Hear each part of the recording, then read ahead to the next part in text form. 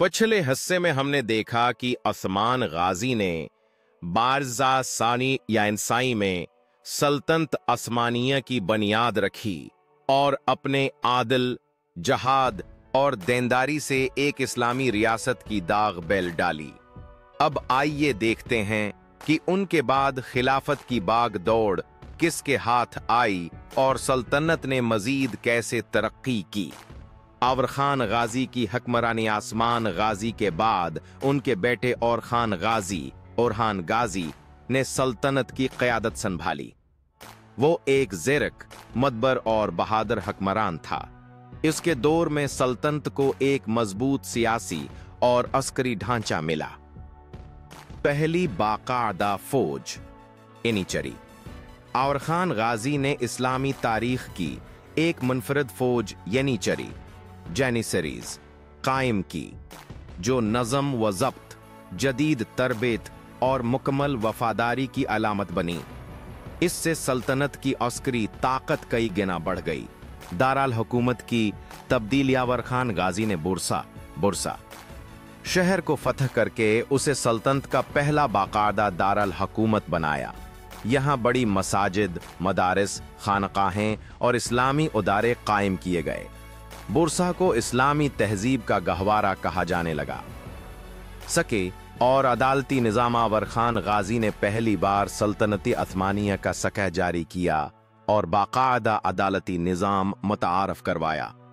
अब सल्तनत सिर्फ तलवार से नहीं बल्कि कानून, अदल और इल्म से भी पहचान। यूरोप की सरजमीन पर पहला कदम। तसलसल आवर खान गाजी के दौर में 1354 में एक जबरदस्त जलजिले ने गैलीपोली के इलाके में बाज़ंतीनी कलाओं को तबाह कर दिया। बाज़ंतीनी सल्तनत उस वक्त इंतहाई कमजोर हो चुकी थी और सुल्तान और खान के बेटे सुलेमान पाशा ने मौका गनीमत जानते हुए गलीपोली पर कब्जा कर लिया। यह फतह कोई मामूली कामयाबी न थी।